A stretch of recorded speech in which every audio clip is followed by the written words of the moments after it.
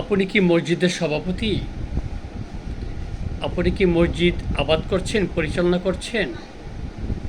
তাহলে আপনাকে আজকে দুটি কথা বলি।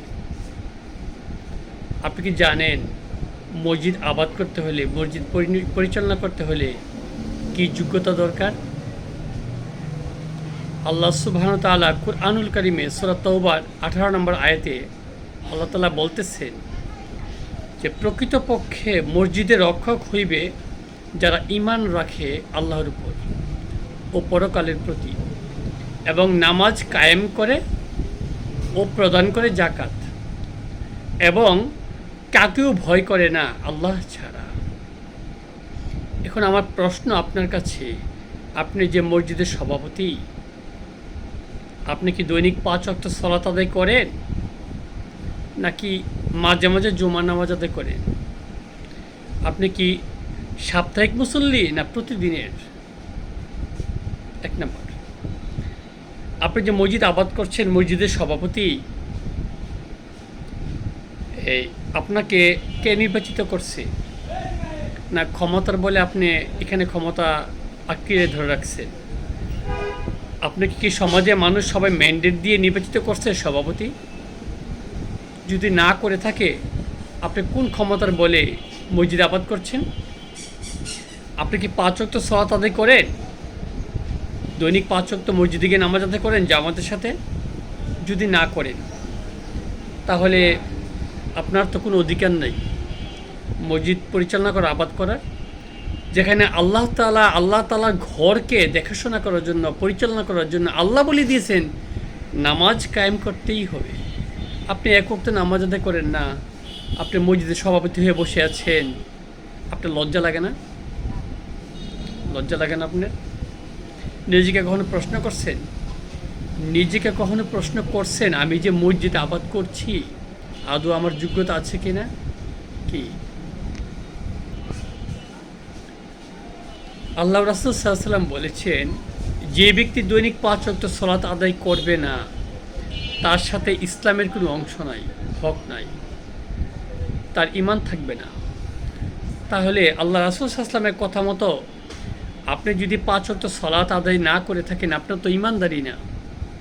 তাহলে কোন যোগ্যতার বলে আপনি মসজিদের সভাপতি হয়ে আছেন? নিজেকে প্রশ্ন করছেন?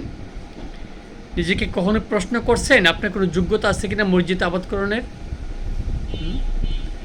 আপনি কি মনে করেন আল্লাহ তাআলার কাছে কি আপনাকে এর জবাব দিতে হবে না? আল্লাহ তাআলা প্রত্যেকটি জিনিস নোট রাখতেছেন, কে কি করছি আমরা। আপনি কি মনে করেন আল্লাহর দৃষ্টির বাহিরে আপনি? আপনার যোগ্যতা নেই মসজিদ আবাদ করার, কিন্তু আপনি ঠিকই চেয়ার দখল করে আছেন। আপনি মন মতন যা ইচ্ছা তাই করছেন। আশ্চর্য। কেন? এটার মধ্যে এত মজা কেন? এর মাঝে কি আছে আপনার? ক্ষমতা এত লোভ কেন আপনার? আপনার যোগ্যতা নাই, আপনি ক্ষমতা চান। যোগ্যতা নাই, ক্ষমতা বলে চেয়ারে বসে আছেন। এত ক্ষমতাবান আপনি? একবারও ভাবেন না আপনার যে ক্ষমতাবান আছে, ওনার কাছে আপনাকে জবাব দিতে হবে, ওনার সামনে আপনাকে দাঁড়াতে হবে। সমাজে কি যোগ্য লোকের এতই অভাব যে আপনার মতো অপদার্থ অযোগ্য লোককে সভাপতি বানায় রাখতে হবে? কেন? কেন? আজকে আপনাদের মতো অপদার্থ, মূর্খ,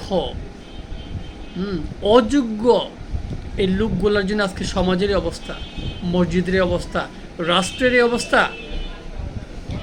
আজকে সত্যিকারভাবে যদি আল্লাহ সুবহানাহু ওয়া তাআলার ভাষা অনুযায়ী, কথা অনুযায়ী যে মসজিদ চালানোর মতো যোগ্য এই ব্যক্তিগুলো মসজিদ আবাদ করত, আজকে মসজিদের এই অবস্থা হতো না, সমাজের অবস্থা হতো না, রাষ্ট্রের এই অবস্থা হতো না।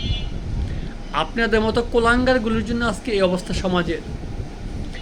আপনি যোগ্য সভাপতি না, আপনার ন্যূনতম যোগ্যতা নেই সভাপতি হওয়ার, যার কারণে আজকে ইমাম ঢুকে কোনো রকম বকলম, যে কোরআন হাদিস আলোকে সঠিক কথা বলতে পারে না, যে মানুষকে সঠিক ওয়েতে নসিহত করতে পারে না,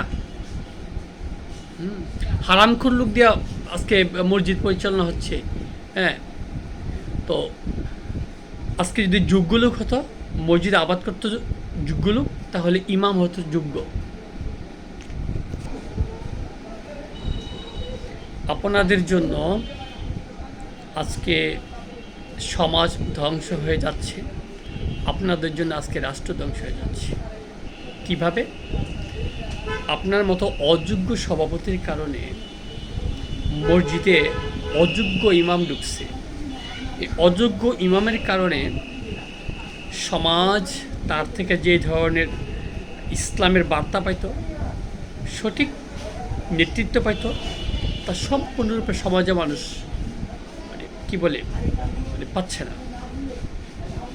যার কারণে সমাজের ঘরে ঘরে ঘরে ঘরে যত রকমের অপরাধ, অন্যায়, শিরিক, বেদাত, জুলুম, নির্যাতন, মানুষের প্রতি মানুষের, প্রতিবেশীর প্রতি প্রতিবেশী কী হোক তা বুঝতে না পারা, আখেরাতে কী হবে দুনিয়াতে আকাম কুকাম করলে বুঝতে না পারা, এগুলো হচ্ছে আপনাদের জন্য। আপনার মতো অযোগ্য মসজিদের সভাপতির জন্য আজকে এগুলো হচ্ছে।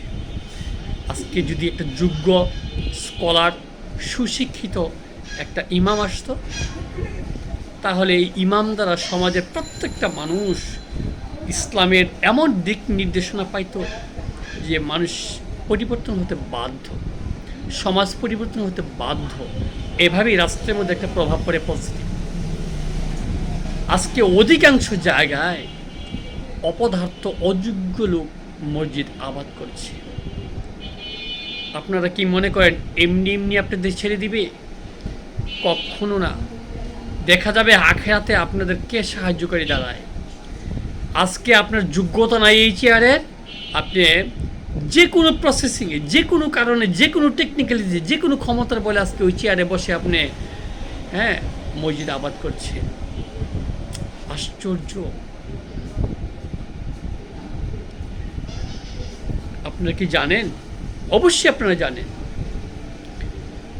আপনার যোগ্যতা আছে কি না আপনি ভালো জানেন। নিজেকে প্রশ্ন করেন, আয়নার সামনে যান, আল্লাহ সুবহানাহু ওয়া তাআলার এই আয়াত দিয়ে সামনে নিজেকে ধরেন। আপনার কি যোগ্যতা আছে মসজিদ আবাদ করার? কেন আপনি মসজিদকে এভাবে ধরে রাখবেন? কেন এই ক্ষমতায় বসে থাকবেন?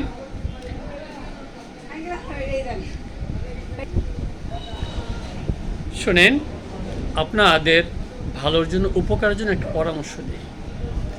আপনারা যদি জনগণের সামনে দাঁড়িয়ে বলেন যে আমি তো আমাকে চিনি, আমার যোগ্যতা নেই মসজিদে আবাদ করার, আমি যদি এই চেয়ারে বসে থাকি আল্লাহর কাছে কী জবাব দিব? সম্ভব না, আমি থাকবো না। আপনারা যোগ্য লোক নিয়োগ দেন, এতে করে আপনার মান সম্মান ইজ্জত কমবে না, বরং আল্লাহর সম্মান বৃদ্ধি করবে, বাড়াবে। বুঝছেন? আর তা না করে যদি জোর করে ক্ষমতায় বসে থাকেন, আপনারা এমন মনে করিয়েন না যে জনগণ কেউ কিছু বলছে না তাই আপনি সবাই পছন্দের ব্যক্তি। অসম্ভব। এই চিন্তা করলে ভুল হবে। মানুষ কিছু বলছে না তার মানে আপনি খুব পছন্দের, কোনোদিনও না। মানুষ বলে না, লজ্জায়, লজ্জায় মানুষ বলে না। সবচেয়ে বড় কথা হচ্ছে নিজের কতটুকু যোগ্যতা আছে মসজিদ আবাদ করার, নিজেকে প্রশ্ন করে। এমন অনেক সভাপতি আছে, এমন কোনো অপকর্ম নাই সে করে না, নামাজ তো পড়েই না, পাশাপাশি অপকর্ম একটা বাদ যায় না, কিন্তু মসজিদের সভাপতি। আশ্চর্য। তো আপনি যদি মসজিদের সভাপতি নাও হন, তাতে করে কি আপনার জীবন আটকে থাকবে? আমি বুঝি না। শুধু শুধু ইচ্ছা করে নিজের পায়ে নিজে কোড়াল মারছেন কেন? সভাপতি হইতে যেয়া, আল্লাহর ঘরের দায়িত্ব নিতে যেয়া শুধু শুধু আপনি কেন বিপদগ্রস্ত হচ্ছেন? কি প্রয়োজন আছে? এমন তো না যে এটা ছাড়া আপনার জীবন চলছে না। তাহলে একটু ভেবে দেখুন, আপনি তো নিজে কেমন জানেন, তাই না? তো ওইটা অন্যকে ছেড়ে দেন, অন্তত নিজে এই জায়গা থেকে নিজেকে একটু পরিত্রাণ দেন। তো শুধু শুধু এই দায়িত্ব নিয়ে, এই দায়িত্বের যে বোঝা, এই দায়িত্বের যে একটা জবাবদিহিতা আল্লাহর কাছে তো করতে হবে। মারাত্মক বিপদে পড়ে যাবেন, মারাত্মক বিপদে পড়ে যাবেন, নিশ্চিত করে বলছি। সেটা কখন? অতি নিকটে, খুবই নিকটে। মৃত্যু হতে দেরি হবে, প্রশ্নের সম্মুখীন হতে দেরি হবে না। মৃত্যু কখন? আল্লাহ রাসূল সাল্লাল্লাহু আলাইহি ওয়াসাল্লাম বলেছেন, মাথা আর ঘাড় যত নিকটে, এর থেকেও নিকটে হচ্ছে মৃত্যুটা মানুষের। তাহলে দেখুন কতটুকু দূরে আছে আপনার জবাবদিহিতা। আজকে শুধু শুধু দায়িত্ব নিয়ে বিপদে পড়ে আছেন না। এই দায়িত্বটা যদি না নিতেন তাহলে অন্তত এইটুকু বিপদ হলে আপনার কম হতো, এইটুকু হিসাব হইলেও আমার কম হতো। এটা মারাত্মক। আল্লাহ তাআলার ঘর, এটা আপনার মামার বাড়ি না, বা কাকার বাড়ি না, বাবার দেওয়া সম্পত্তি না, যে আপনি ভাইয়ের পরে ভাই, ছেলের পরে ছেলে, বাবার পরে আপনি ক্ষমতায় ছিল বসে গেলেন, হ্যাঁ, আর মসজিদ আবাদ করা শুরু করলেন। অসম্ভব। এটা আল্লাহর ঘর। আল্লাহর ঘরকে পরিচালনা করতে হলে একমাত্র আল্লাহর কথা মতো, কথা অনুযায়ী ওরকম যোগ্য লোক হতে হবে। আমার আপনার যদি কোনোরকম কোনো যোগ্যতা না থাকে, কী দরকার আছে শুধু শুধু এটা করণের? হ্যাঁ, এত শখ ক্ষমতার, এত শখ সভাপতির, হ্যাঁ, এত শখ সমাজের একটা নেতা হওয়ার, হ্যাঁ, যদি শখই থেকে থাকে তাহলে আল্লাহর কথা মতো নিজেকে যোগ্য তৈরি করেন, যোগ্য হিসাবে নিজে তৈরি হন। এই যে প্রতি জমায় জমায় আপনার মসজিদের খতিব সাহেব, ইমাম সাহেব কি বিষয়ে ওয়াজ করছে, ওইটার প্রতি কি খেয়াল আছে? ভালো মন্দ, মিসা হেসা, শিরিক বেদাত, সহি জাল, এগুলা বুঝার মতো আপনার কি যোগ্যতা আছে? ইমাম সাহেব যে ওয়াজ করছে, যদি যোগ্যতা না থাকে, যদি ইমাম সাহেবের ভুল ত্রুটি বোঝার ক্ষমতা আপনার না থাকে, তাহলে আপনার যোগ্যতা কোথায় মসজিদ আবাদ করার, মসজিদের নেতা হওয়ার? আশ্চর্য, আশ্চর্য। হ্যাঁ, তাহলে এই ইমাম থেকে সমাজে মানুষ কি পাবে বলে? হ্যাঁ, আপনার মতো অযোগ্য লোক বসে আছেন বলি তো অযোগ্য ইমাম। আজকে সমাজের অবস্থা এত খারাপ, এই জন্যই হচ্ছে।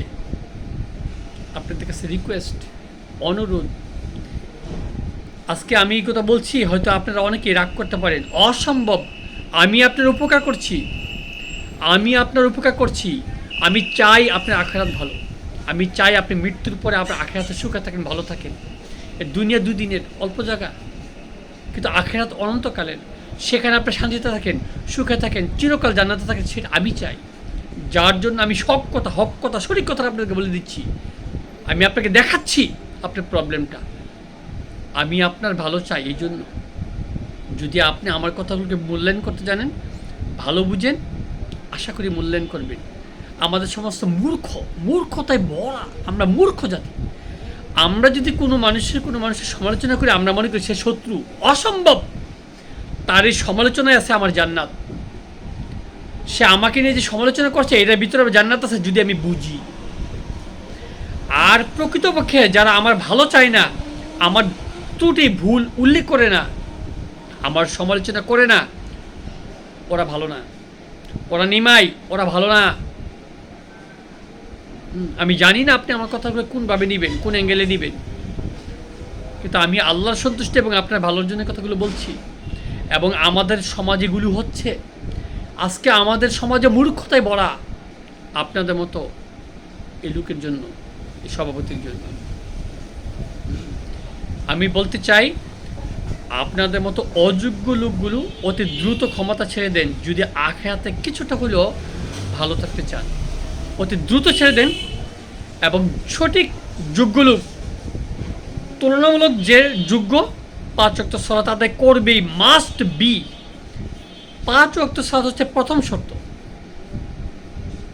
5 ওয়াক্ত সালাত আদায় করবে যে, দিন সম্বন্ধে যার জ্ঞান আছে, ওরাই মসজিদ আবাদ করবে, তাদের করা উচিত।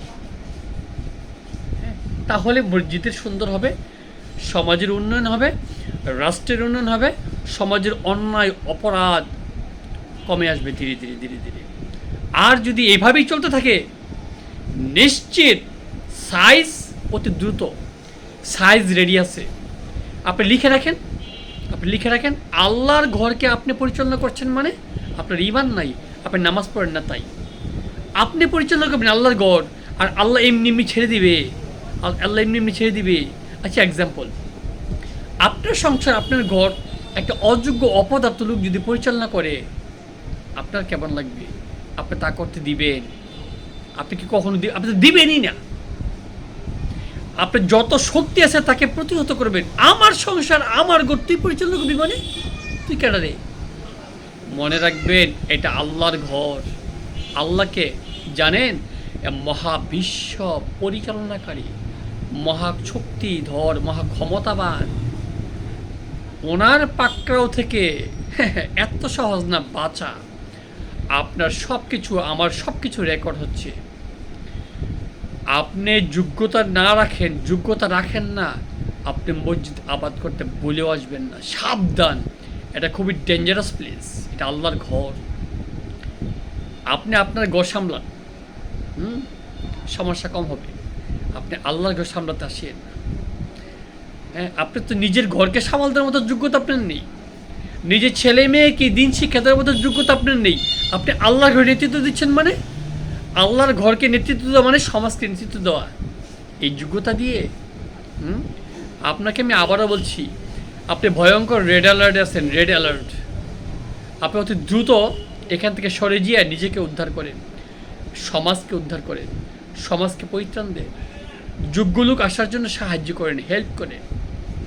প্লিজ প্লিজ, আপনাদের প্রতি আমার অনুরোধ, আপনাদের প্রতি অনুরোধ, দয়া করে আমার কথা একটু আমলে নিন। হ্যাঁ, আমরা সবাই চাই আমাদের সমাজটা সুন্দর হোক। হ্যাঁ, দুর্নীতিমুক্ত হোক, চুরমুক্ত হোক, জালে মুক্ত হোক। হ্যাঁ, সবাই যেন শান্তিতে বসবাস করতে পারি। এর জন্য সবচেয়ে জরুরি মসজিদ, আল্লাহর ঘর, যেখান থেকে দিন প্রচার হবে, ইসলাম প্রচার হবে, ঘরে ঘরে ইসলাম পৌঁছে যাবে, ঘরে ঘরে ইসলামের দাওয়াত পৌঁছে যাবে। অতি জরুরি, অতি জরুরি। আর আপনি যদি এরকম যোগ্যতা না রাখেন, আপনার কাছে আমি রিকোয়েস্ট করছি, ঠিক আছে চেয়ার ছাড়িয়েন না, আজকে থেকে নিজেকে পরিবর্তন করতে আপনি বাধ্য। আজকে থেকে নিজেকে পরিবর্তন করতে আপনি বাধ্য। একদম আল্লাহ তাআলা যেভাবে বলেছেন যে যে যোগ্যতা, সেই যোগ্যতাগুলো আপনাকে অর্জন করতে হবে আজকের মধ্যে। তাহলে কোনো কমপ্লেন নেই আমাদের। আপনি আজীবন থাকেন, সমস্যা নাই, কিন্তু আল্লাহর কথা মতো আপনাকে চলতে হবে। আর অতি দ্রুত বলছি, মসজিদের নানান উন্নয়ন বন্ধ করে আসল জায়গায় উন্নয়ন করেন। আসল জায়গায় উন্নয়ন মানে সত্যিকার স্কলার নিয়োগ দেন। যে স্কলার কাউকে জমা দিয়ে কথা বলবে না, যে স্কলার কোরআন এবং সুন্নাহর আলোকে কথা বলবে, মানুষকে নসিহত করবে, কারো তেলবাজি করবে না, সভাপতি সেক্রেটারি তেলবাজি করবে না, সমাজে কারো তেলবাজি করবে না, সত্যিকারের ইসলামকে, দিনকে তুলে ধরবে। এমন দ্রুত এমন ইমাম নিয়োগ দেন। এমন ইমামের পিছিয়ে হাজার হাজার টাকা ব্যয় করেন। হ্যাঁ, টাইলস লাগানো, এসি লাগানো, জারবাতি লাগানো, মসজিদে বিল্ডিং বাড়ানো, এগুলো বন্ধ করেন, অতি দ্রুত বন্ধ করেন। হ্যাঁ, এক সপ্তাহে 35 ওয়াক্ত সালাত, এক ওয়াক্ত সালাতের জন্য লাখ লাখ কোটি কোটি টাকা ব্যয় করছেন। হ্যাঁ, আর 34 ওয়াক্ত সালাতে মসজিদে নিস্তালাই বলে না। তো আপনার মতো একটা কি সভাপতি, এটুকু বোঝার মতো জ্ঞান আপনার আছে, যোগ্যতা আপনার আছে, কখনো ভাবছে? হ্যাঁ, 34 ওয়াক্ত নামাজ মসজিদে নিস্তালাই বলে না, আর আপনি হ্যাঁ এক ওয়াক্ত নামাজের জন্য কোটি কোটি টাকা, লক্ষ লক্ষ টাকা ব্যয় করছেন। মানে আপনি যদি অযোগ্য না হন, অযোগ্য লোক কে? আপনি যদি অপদার্থ মূর্খ না হন, মূর্খ কে মূর্খ? অতি দ্রুত মসজিদে স্কলার নিয়োগ দেন, এখানে টাকা বেশি খরচ করেন, অন্যান্য উন্নয়ন কাজ বন্ধ রাখেন। স্কলার আসবে, সত্যিকারের ইমাম আসবে, সত্যিকারের কোরআন হাদিস আলোকে নসিহত করবে, সমাজের মানুষ আমরা সকলে পরিবর্তন হতে বাধ্য। এই যে সমাজ পরিবর্তন হবে, সমাজ ভালো দিকে যাবে, আপনার লাভ, আপনার পরিবারের লাভ, আপনার দুনিয়াতে লাভ, আখিরাতে লাভ, ডেফিনেটলি আপনার লাভ হবে। আমি অনুরোধ করছি, প্লিজ আমি অনুরোধ করছি, আপনি অতি দ্রুত ক্ষমতা ছেড়ে দেন, না হয়তো নিজেকে পরিবর্তন করেন। আর প্রিয় দর্শক,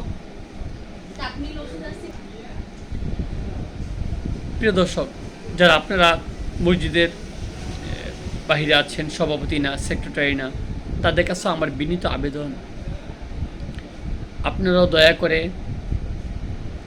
এরকমের ইসলামের আলোকে সঠিক কথা বলার চেষ্টা করুন। অন্তত আপনারা বেশি কিছু বলতে না পারলে মসজিদের সভাপতিগুলো বলেন যে আমরা সঠিক যোগ্য ইমাম চাই, যার দ্বারা আমরা কোরআন হাদিসের সঠিক ব্যাখ্যা পাবো, আমাদের সমাজ পরিবর্তন হবে। এমন ইমাম আমরা চাই না যে এক কথায় ঘোরায় বারবার বলবে, প্রতি জমায় ঘোরায় একই কথা বলবে। হ্যাঁ, সত্যিকার হক কথা বলতে পারবে না, হক কথা বলার মতো তার সাহস থাকবে না, অন্যায়ের বিরুদ্ধে সে কথা বলতে পারবে না, খালি সোয়াব সোয়াব সোয়াব নিয়ে ওয়াজ করবে, কোনো অন্যায়ের কোনো প্রতিবাদ করবে না, অন্যায় সম্পর্কে কোনো ওয়াজ করবে না। এমন ইমাম আমরা চাই না। আপনারা বলা শুরু করেন। পরিবর্তন হতে হবে, এভাবে বসে থাকলে হবে না, চুরি হাতে হাতে পড়ে।